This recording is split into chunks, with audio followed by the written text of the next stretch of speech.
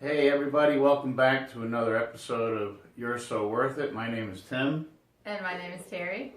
Terry and I are the co-owners of Driftwood Recovery Services. I'm an addictions counselor with the Florida Certification Board, and Terry is a licensed clinical social worker. And we're going to talk about a very important subject today, which seems to be becoming more and more prevalent. It seems to be like we're dealing more and more with it.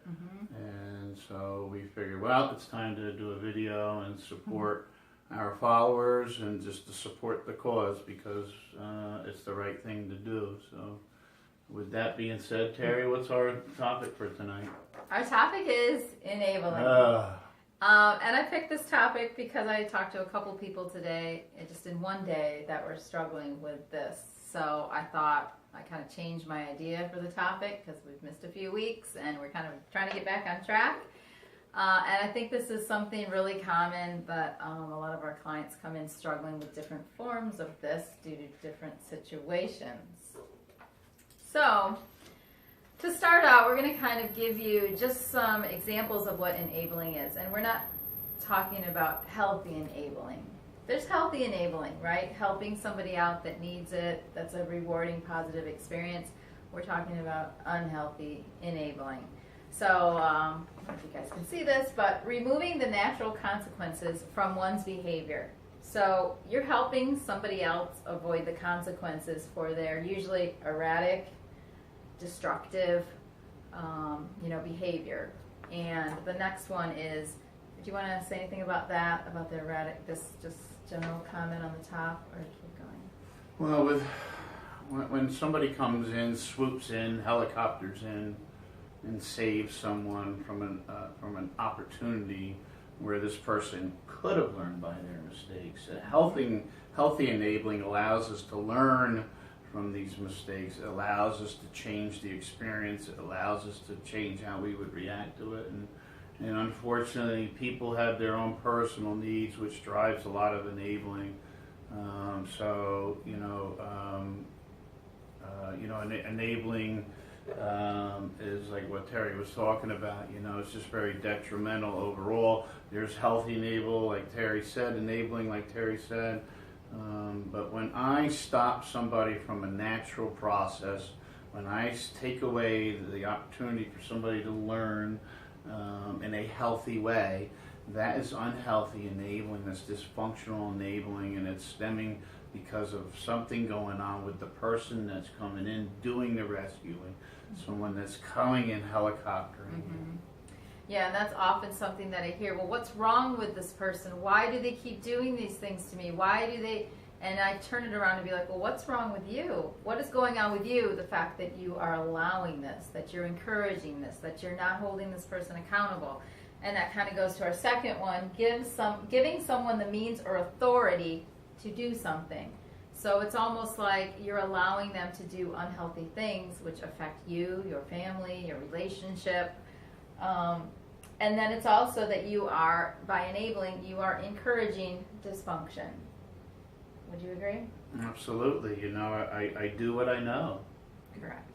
These principles apply across the board. There's principles why people do what they do. There's principles why people change. There's, if I have destructive enabling behavior, well, the opposite of that is I can begin to learn different ways how to have healthy, constructive enabling. So these principles are very interchangeable, and I have to look at why am I doing it? Why is it producing the results it's producing? And if you're coming to a therapist, if you're coming to a counselor, and this is a main issue, then we need to start and look at and discuss why.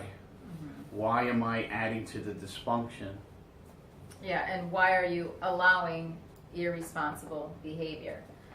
And then we're going to talk about, kind of where Tim was starting to go with why, what do you do if you can identify with some of these things? There's someone in your life that is doing destructive things and you're allowing it, helping it, enabling it, accepting it.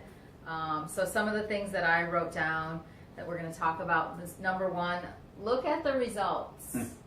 right? And you were just talking about this earlier when we were kind of discussing what do you tell someone when they say, well, what do I do about it? Look at the results that this enabling is getting you. It's like you're on this vicious cycle and the results are the same.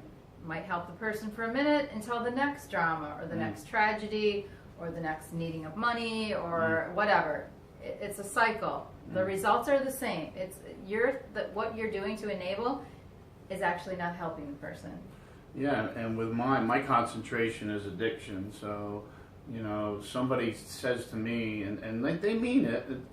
People only operate on what they know, right? They can't operate on what they don't know. So, the person enables the drug addict, and they look at me with a very sincere, very uninformed mentality, sort of say the expression, and they just say, I want what's best for my child. So if that's what you want best, then why would you enable your child to do what they're doing?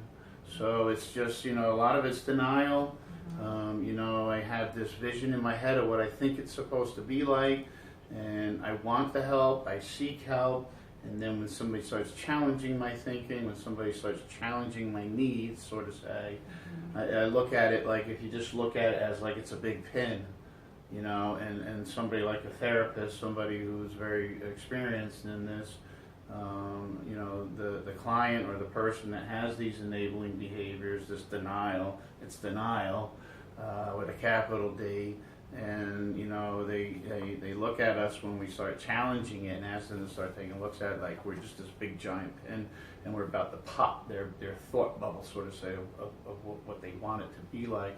But when you ask somebody that question, a very straightforward question, well, why would you contribute in that way if that's the person you love? And the classic is, I don't know. So my very simple, respectful response is, if you can't name it, you can't heal it.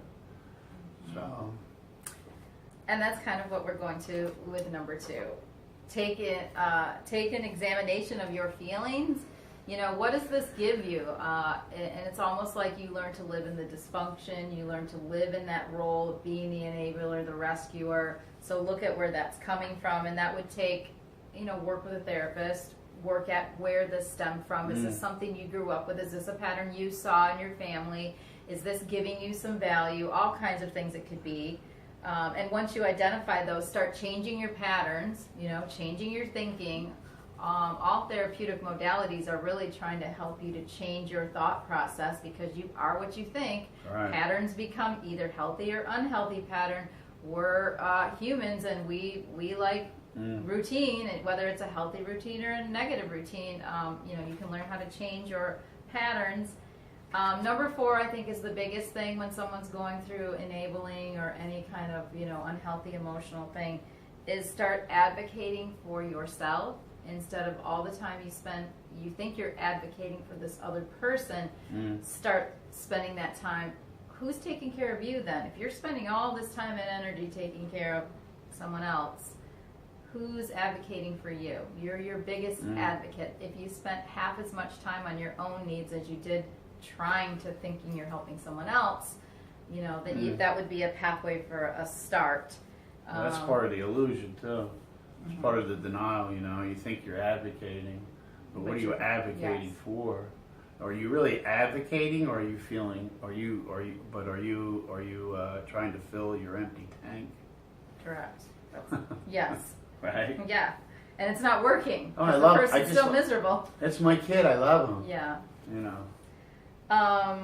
Get a support system. So again, get a therapist, get a church group, get some healthy people around you. Reach out to people that maybe you haven't. Do you have any suggestions on other means of support? Yeah, I mean, you need to change the conversation.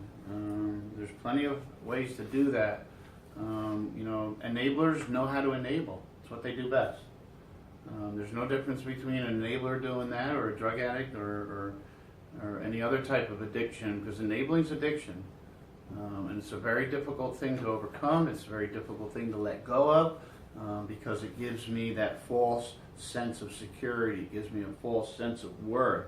So that's the conversation that's currently in the head. So like Terry said, There's other ways, and there's plenty of different tables to sit at that are carrying different conversations, because it's just innate in humans. We know what the truth is. It's a matter of whether we want to stay in that truth or not, or do we want to create our own truth, which is just the illusion.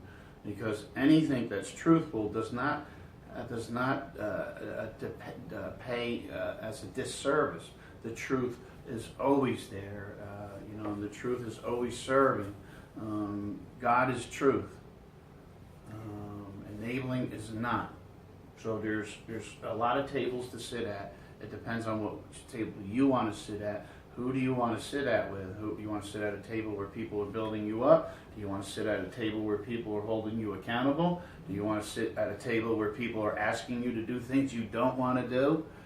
Because that's where all the growth is. Enabling is something that's very familiar with me. I know how to manipulate it, and because you're manipulating, enable it's just another form of manipulation. Yeah. So there's all kinds of methods to get out of it.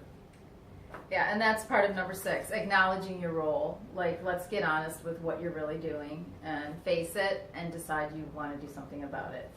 And number 7, don't give up on yourself. It doesn't do any good to have negative self-talk and talk about how dumb you were and what a stupid mistake you made and how you can't believe you did this for this person again. Just don't give up on yourself, because you're so worth it.